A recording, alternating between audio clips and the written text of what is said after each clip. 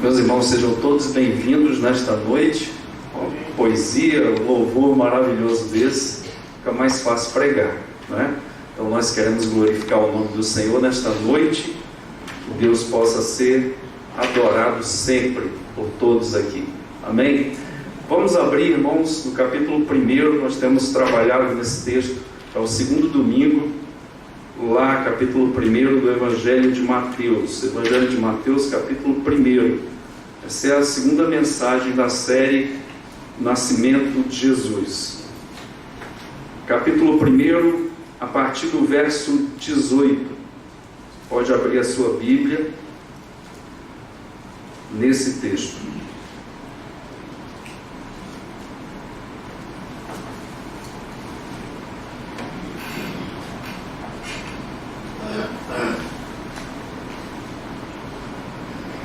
Não estou ouvindo mais barulho de Bíblias? Bom, vamos lá.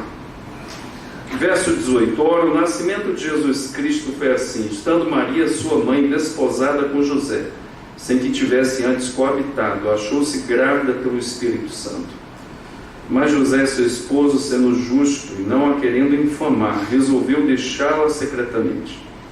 Enquanto ponderava nestas coisas, eis que lhe apareceu em sonho um anjo do Senhor, dizendo: José, filho de Davi, não temas receber Maria, tua mulher, porque o que nela foi gerado é do Espírito Santo. Ela dará à luz um filho e lhe porás o nome de Jesus, porque ele salvará o seu povo dos pecados deles. Ora, tudo isto aconteceu para que se cumprisse o que fora dito pelo Senhor por intermédio do profeta: eis que a virgem conceberá e dará à luz um filho, e ele será chamado pelo nome de Emanuel, que quer dizer Deus conosco. Despertado José do sono, fez como lhe ordenara o anjo do Senhor, e recebeu sua mulher.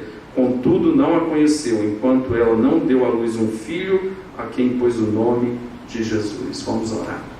Pai, muito obrigado por esse texto. Aplica aos nossos corações, abre o nosso entendimento e guarda esta palavra no nosso coração, para que nós possamos te adorar e te servir melhor. Nós oramos em nome de Jesus. Amém.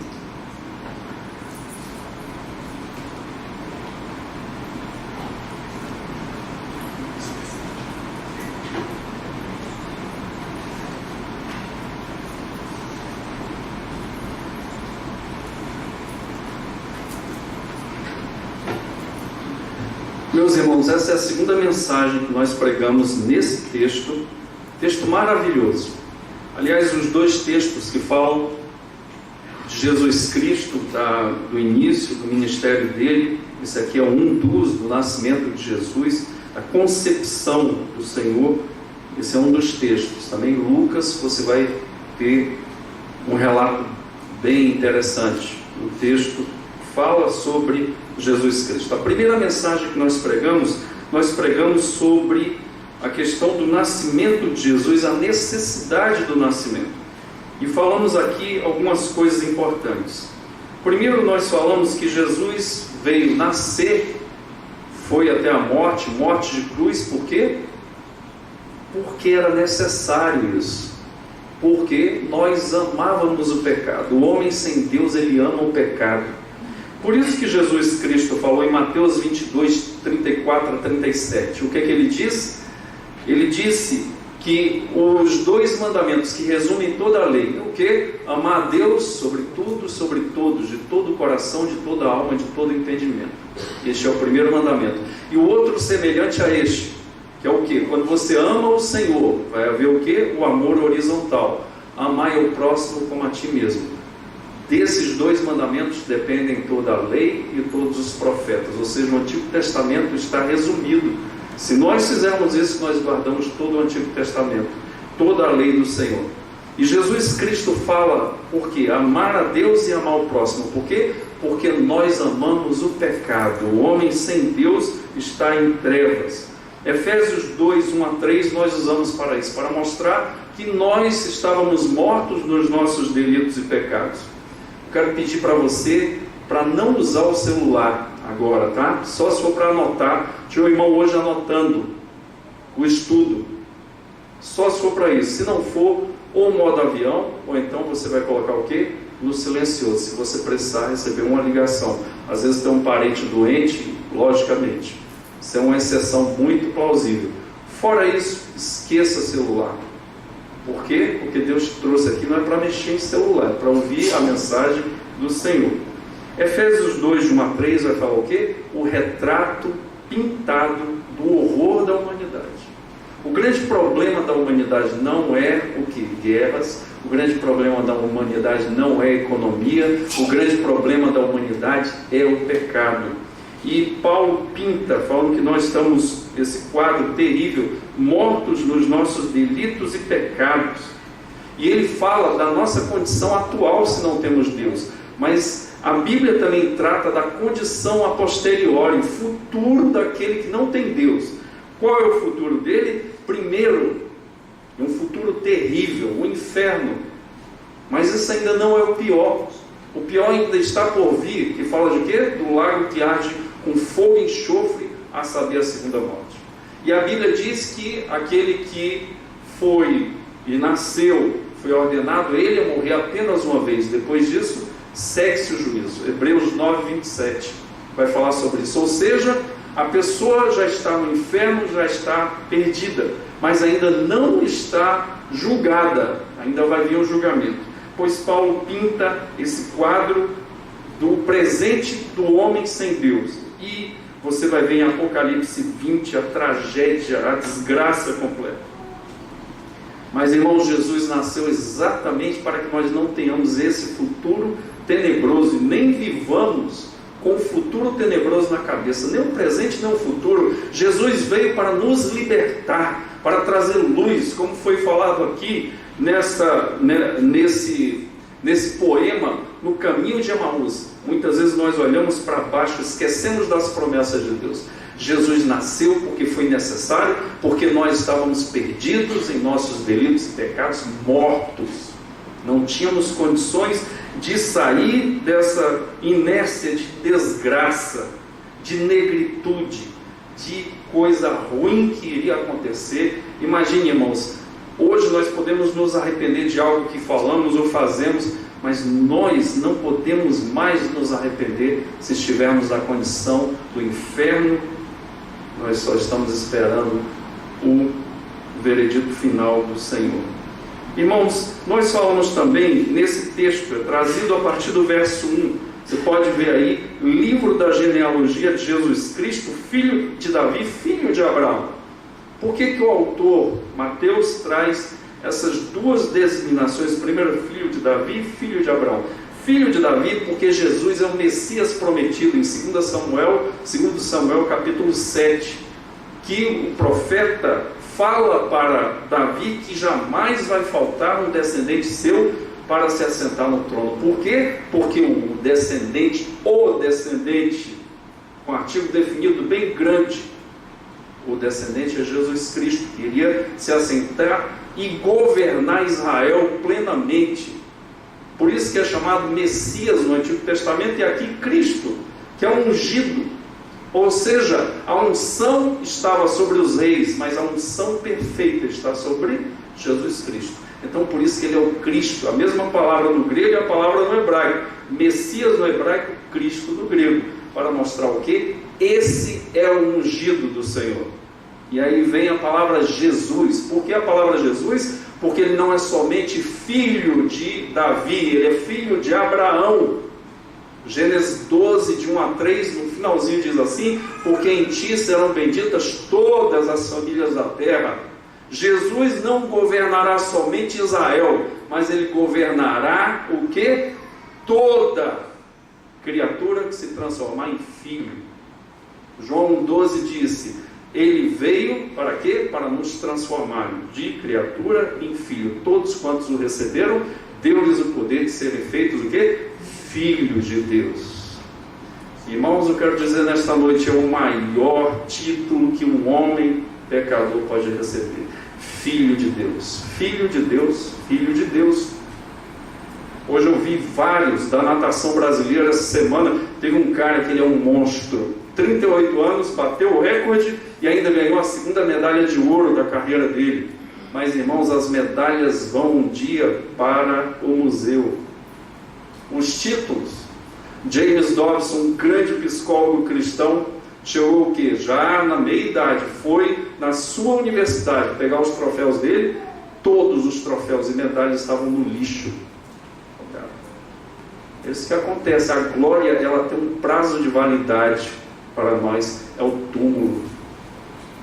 O túmulo é o prazo de validade da glória do homem. Vamos ter aí a posse do presidente. Essa posse vai passar, outros presidentes já tiveram posse. Mas Jesus, ele é o Senhor para sempre. E diz, eu vou citar depois aqui um hino que Paulo canta da igreja primitiva, que fala o quê? Que todo joelho há de se dobrar, de toda língua há de confessar que Jesus é Senhor para a glória de Deus Pai. No céu, na terra e debaixo da terra, os demônios vão ter que se dobrar diante do nome de Jesus. Satanás e toda a sua hoste infernal vai ter que se dobrar. Os grandes e pequenos no céu, na terra, vão ter que se dobrar ao nome de Jesus, que é o nome que está acima de todo nome, no céu, na terra e debaixo da terra. Pois é exatamente isso aqui, Jesus Cristo, ou seja, Ele é o Salvador e Ele é o Rei Todo-Poderoso para todos os povos, não só para os judeus, mas para todos que vão se tornar filhos de Deus. Você vê isso em Efésios, Romanos 3:23 e João 3:36, a condição horrível. Nós falamos sobre isso, a necessidade do nascimento de Jesus. Quando nós comemorarmos o Natal, glorifiquemos porque Jesus veio, porque nós necessitávamos de salvação. Hoje, meus irmãos, nessa segunda mensagem dessa série, eu quero falar do milagre do nascimento de Jesus Cristo. Quando falar Jesus Cristo, você já sabe, Jesus Salvador, Cristo Messias, Messias Salvador, Rei, que veio para salvar aqueles que estavam perdidos. Primeira coisa que eu quero trazer hoje sobre esse milagre do texto que nós lemos aqui. Qual é ou por que o nascimento de Jesus pode ser caracterizado como milagre? Eu quero trazer essa palavra milagre, tomar a palavra milagre como algo não natural, não provado pelas leis da natureza nem pela ciência. Então, quando eu falar de milagre, é isso, é algo que não é normal, é algo que é extraordinário, algo que não acontece. Por exemplo, irmãos, uma pessoa ser curada de câncer, você acha isso normal? Vai perguntar para o médico.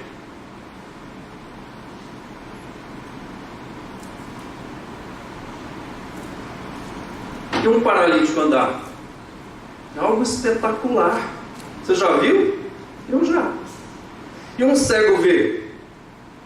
Isso é milagre. Algo espetacular, irmãos. Dá para entender o cara não enxergar nada e colocar uma nota diante dele e ele enxergar e chorar? Pois, esse aqui é um grande, milagre. Tem gente que vem muitas vezes para a igreja esperando o quê? Paralítico andar, cego ver, isso é maravilhoso, mas isso não é o fim da história. Tiveram pessoas que viram isto e foram para o inferno, não aceitaram o Evangelho, não se curvaram diante do Rei dos Reis. Tem pessoas que Deus fez coisas espetaculares na sua vida, mas elas ainda continuam na vida de pecado, de sombra, de morte, de trevas. Por que então que eu reputo o nascimento de Jesus como milagroso? Primeira razão, foi profetizado no passado. Eu quero te perguntar, se alguém da tua família, ou você mesmo, falasse com alguém da tua família, ou alguém no trabalho falasse assim, sobre Jesus Cristo, vir o convívio de Jesus Cristo e falar que isso foi profetizado há mais de 2000 anos. O que você acha que a pessoa ia dizer? Profetizado quer dizer que foi uma profecia preditiva, ou seja, uma profecia que fala sobre o futuro. A pessoa não iria aceitar. Se você falasse, por exemplo, 2000 anos, Jesus já é citado no capítulo 3, versículo 15, lá de Gênesis. Já é citado ali, é citado por Abraão, capítulo 12 de Gênesis, aproximadamente 2000 anos antes de Cristo. E o que falar, por exemplo, de Natã falar para Davi 1000 anos antes de Cristo sobre o Messias, sobre o rei que iria assentar no seu trono, uma sucessão de herdeiros até chegar o rei, o Senhor Todo-Poderoso. E o que você me diria, por exemplo, quando aqui em Mateus 1, 22 e 23, em Isaías 7,14, diz assim Isaías: ora, tudo isto aconteceu para que se cumprisse o que fora dito pelo Senhor por intermédio do profeta Isaías. Eis que a virgem conceberá e dará à luz um filho, e será chamado pelo nome de Emanuel, que quer dizer Deus conosco. O que essa pessoa diria? Pois bem, meus irmãos, o primeiro milagre é o quê? Uma predição do futuro que vai acontecer. Eu quero dizer nesta noite que Deus é o Senhor do tempo. Quando foi criado, ali no Gênesis, todas as coisas do tempo foi criado. Deus tem o tempo na mão dele, e ele faz como ele quer, e ele age na hora que ele quer, do jeito que ele quer, porque ele é dono do tempo. Essa profecia que está aqui, que Mateus repete, mostrando que está se cumprindo agora, na vinda do Messias, na concepção do Messias, no nascimento do Messias, do Jesus Salvador, é exatamente um milagre, algo que se cumpre. Irmãos, o que nós vemos muitas vezes hoje em dia não é profecia, é profetada. Gente brincando de ser Deus, gente brincando de ser Messias, brincando com o sentimento das pessoas, prometendo casamento, prometendo muitas vezes emprego, vaga na lista, e a pessoa faz o concurso e o nome não está lá. Prometendo cura e a pessoa morre, e o profeta some.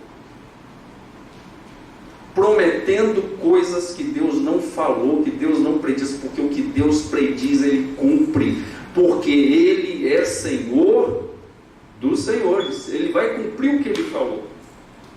Pois aqui está um milagre, o nascimento de Jesus já tinha sido predito muito tempo antes. Jesus é o cumprimento das profecias, e agora Isaías também fala, aproximadamente 800 anos antes de acontecer. O cumprimento, o milagre da vinda de Jesus Cristo estava sendo prometido. Irmãos, no capítulo 1, fala de Lucas sobre o nascimento de João Batista e de Jesus, mostrando cenas que comparam Jesus Cristo superior a João Batista. Mas a superioridade de Jesus é aclamada, por exemplo, por Simeão, quando Jesus, com 8 dias, vai ser o que? Oferecido no templo. E Simeão pega o menino na mão e glorifica, por quê? Porque o Espírito Santo tinha uma promessa para ele, que ele não veria a morte antes de enxergar o Rei dos Reis, o Senhor dos Senhores. E ele glorifica ao Senhor. Ao sair dali está Ana, mulher de Fanuel, uma mulher de 84 anos, que vivia com jejuns e oração no templo, esperando a vinda do Messias. E ela ouve isso e sai glorificando. Nós vemos o relato em Lucas também dos pastores que adoram o Senhor.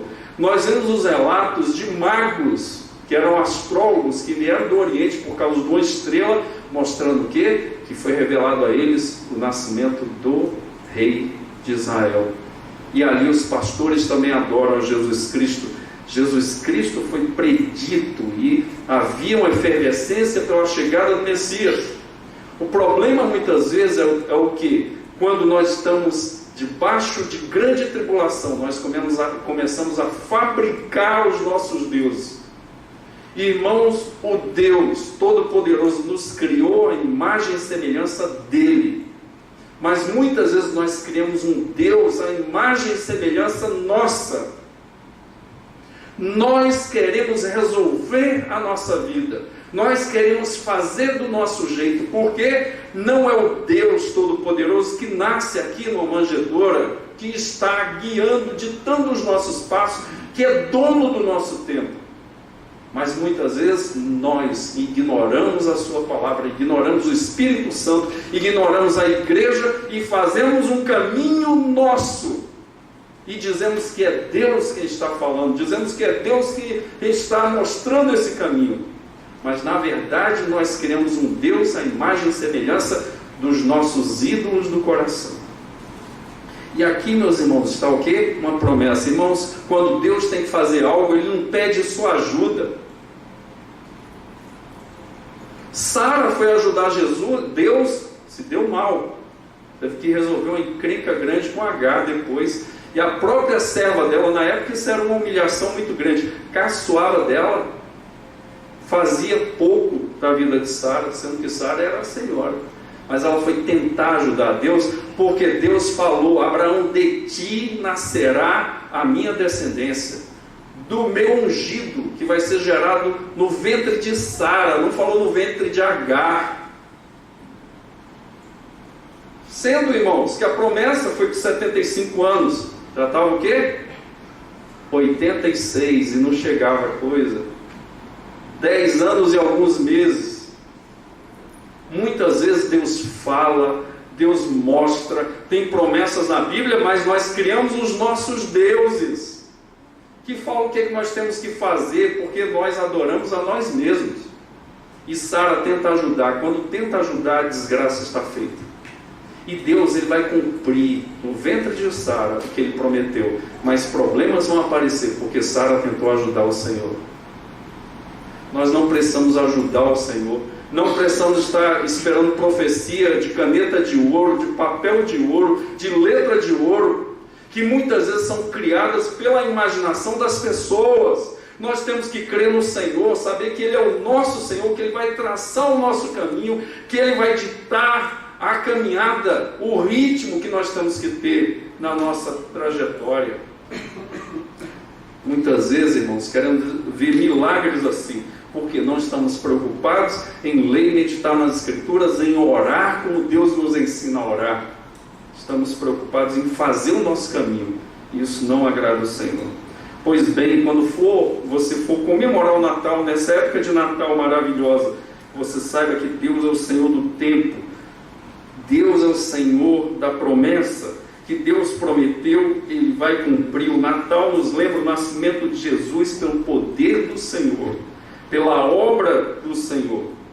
É por isso que nós estamos hoje aqui adorando o Senhor por causa do Natal.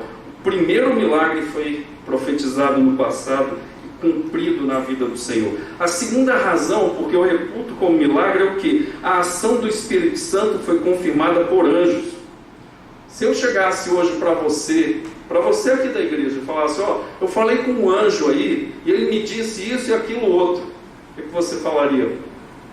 Se você falasse na sua família, no seu trabalho: falei com um anjo hoje, ele me disse pela manhã que a minha esposa está grávida do Espírito Santo. Já imaginou isso?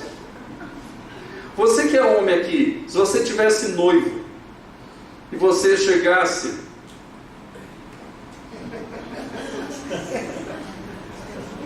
Dito, né?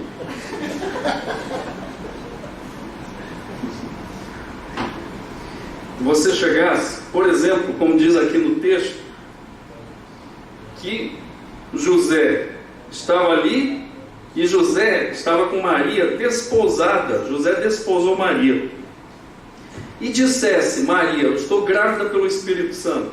O que você falaria? Você que é homem de oração, homem de jejum.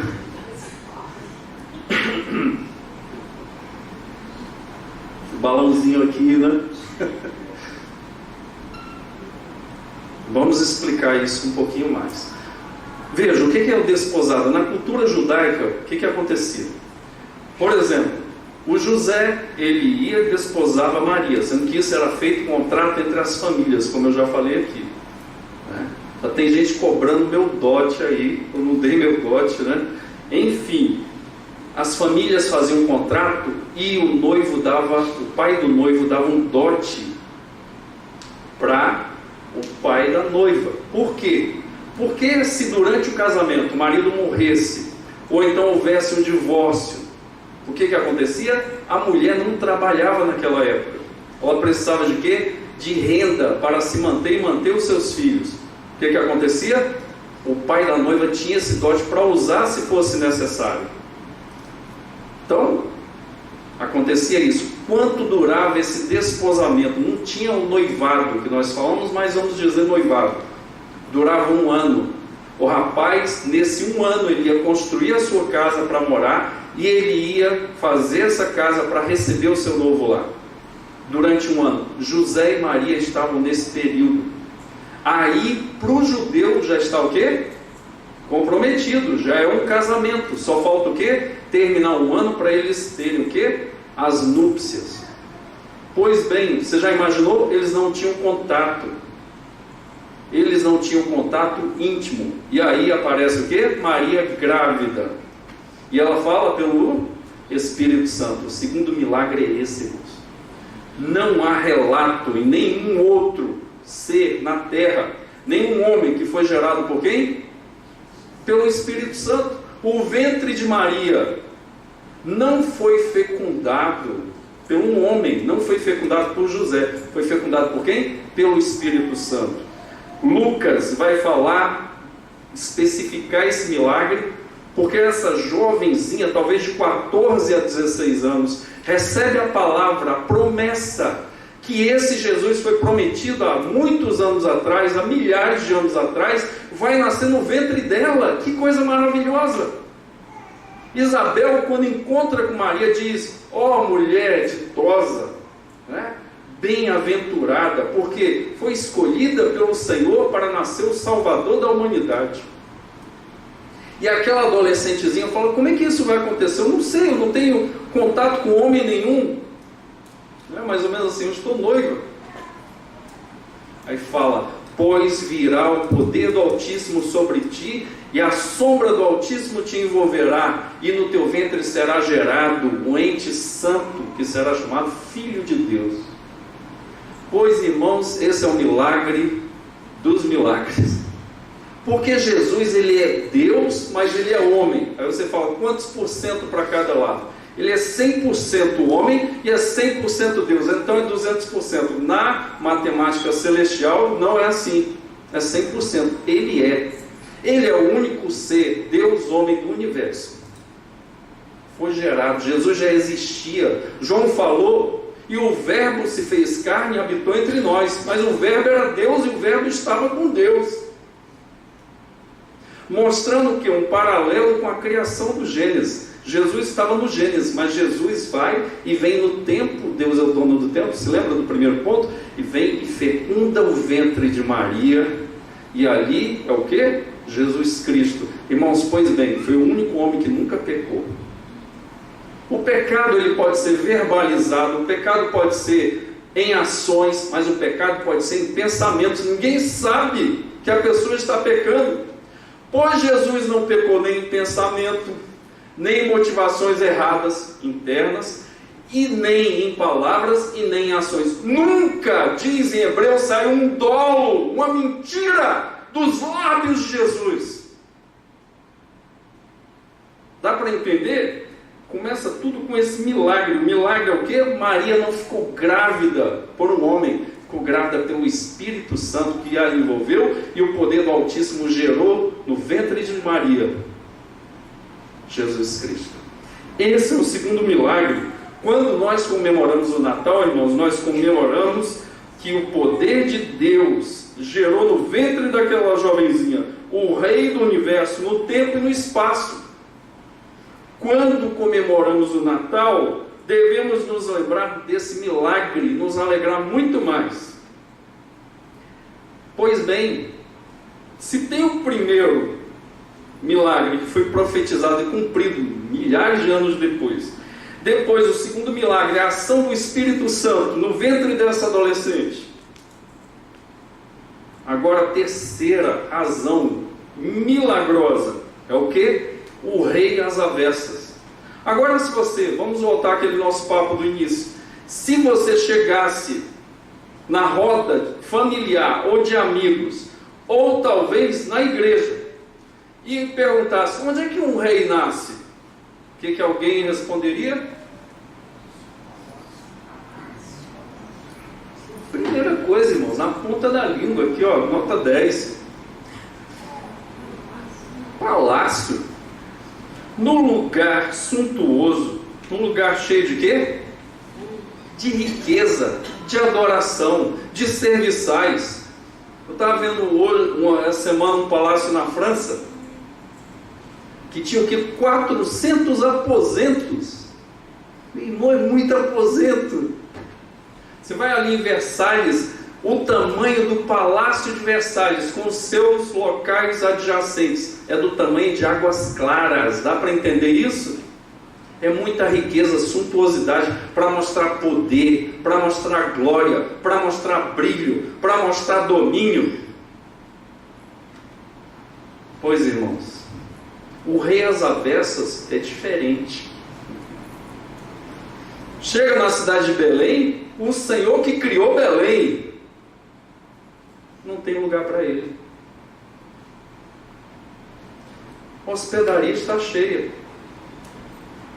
E aí, algumas hipóteses. Por exemplo, pode ter havido nessa hospedaria um local onde tinham os animais e falaram, fica pelo menos aí.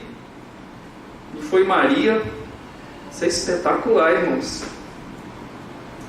E foi lá para o lugar onde os animais ficavam. Cavalo, boi, bode, que é fedorento demais. No Nordeste, a pessoa que não é muito cheirosa, o apelido é cobertor de bode. Tem gente que está rindo e eu sei por quê. Você sabe. Cobertor de bode é um cheiro horroroso. Pois é, nesse local. Isso é uma possibilidade. Um lugar contíguo que era colocado os animais, talvez ao ar livre. O texto bíblico não deixa assim, é 100% que era um lugar coberto. Poderia ser um local, o quê? Descoberto, como eram as casas na Judéia, as casas mais simples. A primeira possibilidade. Mas poderia ser o quê? Uma casa de pastores. Eles não encontraram lugar na hospedaria, foram atrás de o quê? Uma casa simples. E essa casa de pastores geralmente era feita nas rochas. Está lá até hoje. Se você for lá em Belém, você vai ver onde Jesus nasceu. Escavado nas rochas. E o que? A diferença do lugar onde ficavam os animais para o lugar onde ficava a família para dormir, dormia todo mundo junto, igual a grande família, que é um barato isso, a noite do pijama, todo dia. A divisão que tinha era o que? Só um batente. E aí na parte de cima ficava a família, o pai, a mãe e os filhos, e na parte de baixo do batente os animais. Era a casa paupérrima. Os animais ficavam ali no mesmo ambiente com as pessoas. Pois, irmãos, a suntuosidade do rei é o quê? Essa estrebaria. Lugar de vaca, lugar de boi, lugar de bode. E ali, meus irmãos, possivelmente no final de dezembro, o que está havendo ali em Israel, em Belém? Frio, terrível.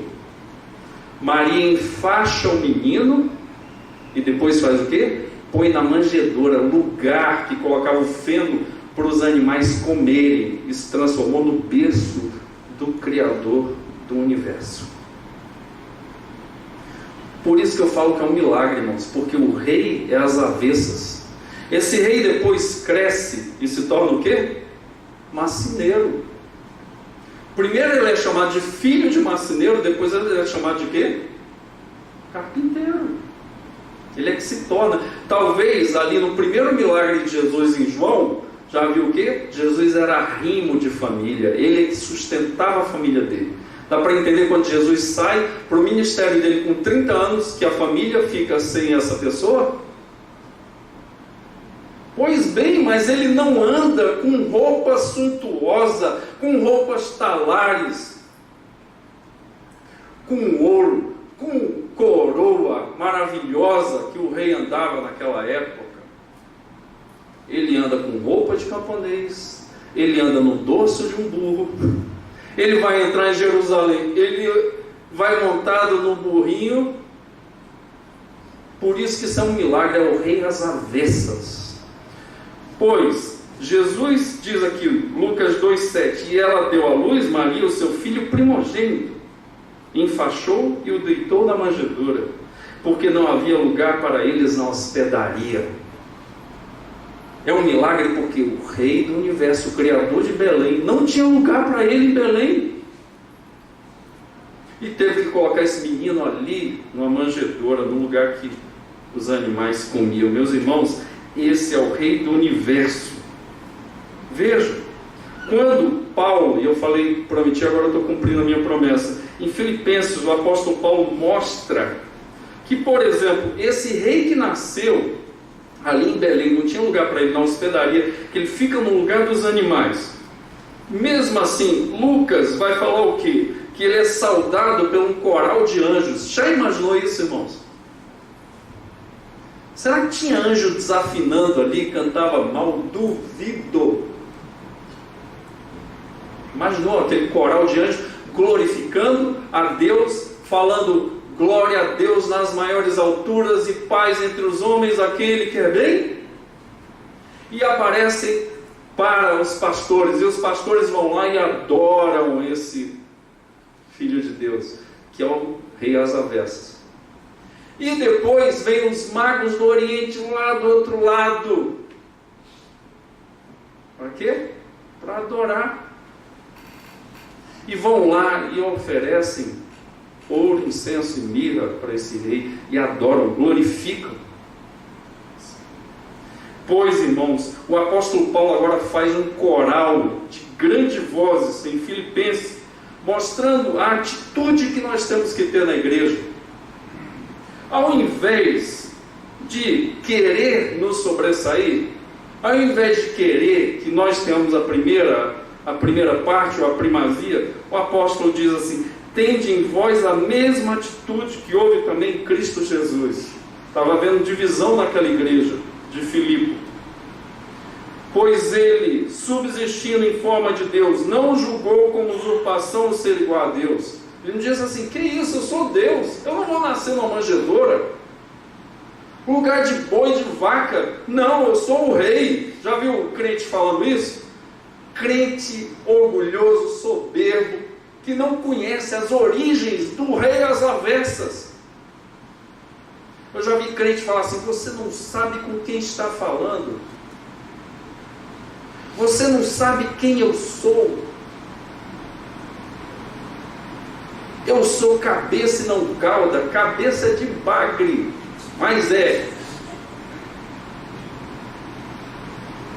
Eu já vi crente amaldiçoar pessoa fora da igreja, quando que diz na Bíblia: use a tua língua para abençoar, a tua palavra seja temperada com sal, não saia a palavra torpe da vossa boca, saia a palavra para abençoar, para edificar, para chamar a atenção com amor e dedicação a essa pessoa.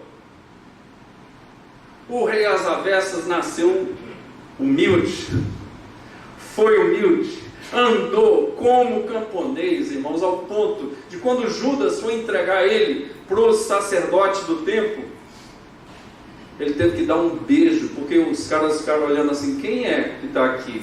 Será que é esse aqui? Não, esse aqui é o Judas, foi esse desgraçado que entregou.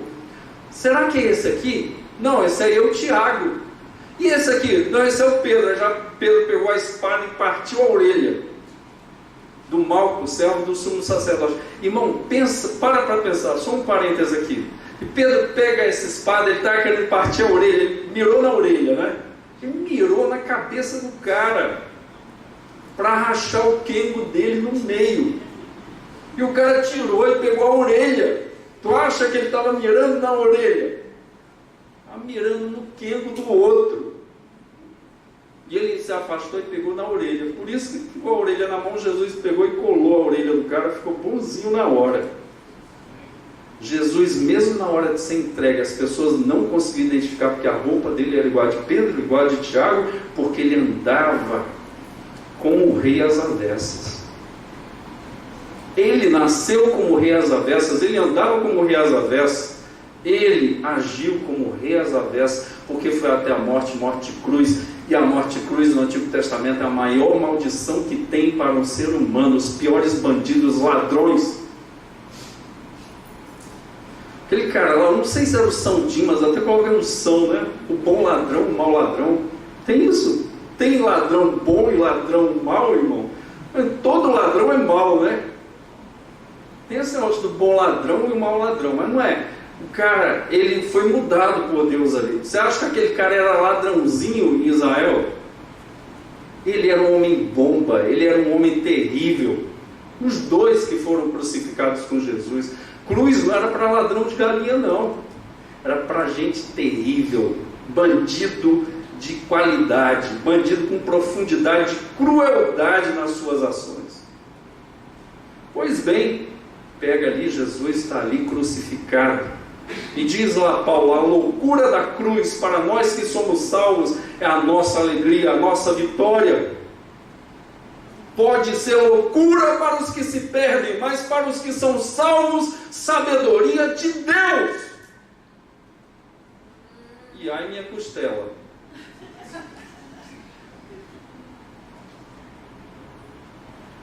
Loucura para os que se perdem, mas para nós somos salvos. É na manjedoura que nós vamos adorar, nós vamos nos ajoelhar e vamos glorificar, irmãos, porque esse rei que nasceu às avessas vai vir de forma certa, com roupas talares, com cabelos brancos no Apocalipse, com olhos cheios de chama de fogo, com pés como bronze polido, com a espada na mão, roupas talares. Ele vai vir assim, e quando ele vier para reinar, ele vai reinar desse jeito como ele é, de verdade, não vai vir mais às avessas. E o apóstolo Paulo disse aqui, antes a si mesmo se esvaziou. Tem gente que fala que Jesus deixou de ser o Deus, isso é uma loucura, irmãos. Ele se esvaziou de si mesmo, mas ele não deixou de ser Deus Todo-Poderoso, o Criador do universo. Diz aqui, e foi, e veio, tornando-se em semelhança de homens, reconhecido em figura humana, a si mesmo se humilhou, tornando-se obediente até a morte, e morte de cruz. Pelo que também Deus o exaltou sobremaneira, e lhe deu o nome que está acima de todo nome, para que ao nome de Jesus se dobre todos os joelhos, nos céus, na terra e debaixo da terra, e toda língua confesse que Jesus Cristo é Senhor, para a glória de Deus Pai. Irmãos, todos vão ter que adorar, anjos vão ter que adorar, querubins vão ter que adorar, na terra homens vão ter que adorar, e debaixo da terra vai ter que adorar, que é uma linguagem daquilo que está o quê? Na função demoníaca. Tudo vai ter que adorar, todos vão ter que adorar ao Rei dos Reis, ao Senhor dos Senhores. O Natal, irmão, é prova da loucura do rei às avessas, por isso que eu reputo como milagre. Jesus nasceu entre os animais para humilhar a soberba do homem, que se vangloria com a realeza e valores efêmeros, passageiros. Jesus nasceu às avessas para que só Ele iluminasse os olhos daquele a quem Ele queria, de formar uma sociedade diferente. O reino de Deus foi anunciado e colocado à nova sociedade. Na ressurreição de Jesus começou o fim proclamado na Bíblia. Nós já estamos no fim há mais de 2000 anos. Tem gente perguntando, Jesus não volta? Vai voltar, hein? Por quê? Porque o que vem de Deus se cumpre. Deus não é filho do homem, nem homem para que minta ou se arrependa. Vai voltar. Até um dia desse me perguntaram, pensava que você tinha sido arrebatado, mas todos vamos ser arrebatados ao mesmo tempo. Não existe isso. Primeira classe, número tal, aí arrebatado. Segunda classe, número tal. Irmão, vai ser todo mundo ao mesmo tempo. Diz lá, aos Tessalonicenses 4, os mortos em Cristo ressuscitarão primeiro e nós, depois os vivos, seremos transformados com o Senhor nos ares. O rei vai vir para reinar uma nova humanidade. Meus irmãos, fechando essa meditação de hoje, nós devemos comemorar o Natal porque nós falamos do milagre da concepção e do nascimento de Jesus. Por quê, meus irmãos? Foi um grande milagre, milagre predito e cumprido por Deus. Por quê? Porque houve o nascimento do Espírito Santo, que coisa espetacular. E também, irmãos, porque o Rei dos Reis, o Criador de Belém, nasce na manjedoura. E as avessas, outro milagre.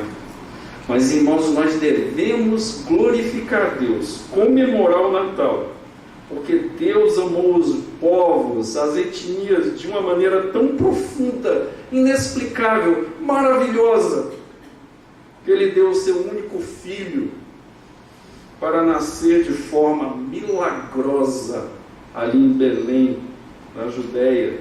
O Natal comemora esse milagre, hoje especificamente, eu quero citar, da humildade do Rei dos Reis, do Senhor dos Senhores. Ele nasceu na manjedoura, humildemente, milagrosamente. Por quê? Por causa do seu amor profundo, que Ele veio salvar aquele que estava perdido. Vamos orar. Senhor meu Deus, quero te agradecer por esse tempo de exposição da Tua Palavra, Senhor. Que o Teu nome seja em tudo glorificado. Nós entregamos a nossa gratidão e o nosso louvor nesta noite, em nome de Jesus. Amém. Eu quero dar oportunidade nesta noite. Deus tem falado. Ao longo dos anos, há mais de 2000 anos, Deus tem chamado de todos os povos, de todas as línguas, de todas as etnias, homens e mulheres estão perdidos. A primeira coisa, quando nós encontramos o Senhor, é que nós não encontramos o Senhor, é que Ele nos encontra. No caminho de Emaús, não foi? Jesus que ilumina, Jesus se aproxima dos dois discípulos e fala com Cleopas e com o outro a respeito de quê? Coisas maravilhosas, e explica o Antigo Testamento todinho. E ali, quando Ele parte o pão, os olhos são o quê? Abertos. Nesta noite, Deus, se você está entendendo isso que eu estou falando, já trabalhou no seu coração. O que eu quero te dar agora a oportunidade de você fazer o quê? Um compromisso com o Senhor. Você não saia hoje da forma como você entrou, ou pior do que você entrou. Por quê? Porque uma coisa é não saber, outra coisa é saber e não fazer. Se você saiu hoje e entendeu isso, Deus trabalhou no seu coração. A mensagem de hoje foi falar de humildade. Não existe entrega sem humildade. Deus está te chamando hoje para você tirar a roupa do orgulho, a roupa da soberba, a roupa de querer guiar o teu caminho, e você já viu que isso não dá certo. E você se humilhar na presença de Jesus e adorar, como várias pessoas fizeram, e reconhecer que Ele é o Senhor, que você está cansado de lutar, que você entrega o leme do seu barco ao Senhor Todo-Poderoso. É isso que nós estamos agora fazendo, um apelo a você. Eu não estou te apelando porque Deus precisa de você, mas porque você precisa de Deus. É muito diferente. Se você entendeu essa mensagem hoje, Jesus é o caminho, a verdade e a vida. Só esse caminho. E a loucura da cruz, desse rei às avessas, é que faz a verdadeira paz no coração reinar. Você entendeu? Levante a sua mão onde você estiver, dando esse passo de fé. Entendeu essa mensagem? Então agora é hora de fazer a sua parte. Alguém assim, levante a sua mão onde você estiver, você que está entendendo essa mensagem de salvação, de libertação, de cura. Essa é a verdadeira cura interior. Levante a sua mão onde você estiver. Talvez você esteve andando com Jesus e se desviou por alguns problemas. Você olhou para baixo, fez igual Pedro, olhou para baixo e foi afundando. E o Salmo 121 diz: eleva os meus olhos para os montes, de onde me virá o socorro? O meu socorro vem do Senhor, que fez os céus e a terra. Se você entendeu isso, e você quer voltar hoje, Deus te trouxe aqui porque Ele te ama, não é porque você merece, não. É porque Ele quer te abençoar. Se voltar hoje para o Senhor Jesus, alguém assim, levante a sua mão corajosamente, nós vamos estar orando por você. Vindo a primeira vez ou retornando para os caminhos do Senhor. Vou te dar a característica de uma pessoa desviada: não comunga com a igreja, não lê Bíblia, não ora e não obedece. Só isso. Precisa mais? É muito ruim, é muita coisa ruim para uma pessoa só. E ainda sabe que está fazendo tudo errado. Pior ainda.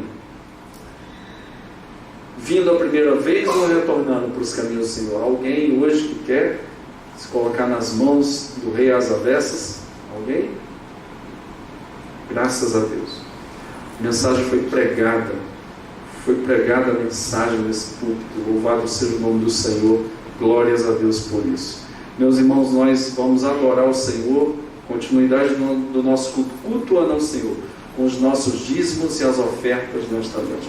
Só lembrando algumas coisas. Primeiro, a Bíblia fala em Deuteronômio, Deus falando que nunca nos esqueçamos daquilo que Deus fez. Foi o braço do Senhor que nos deu condições, saúde, inteligência, sabedoria para adquirirmos o nosso sustento.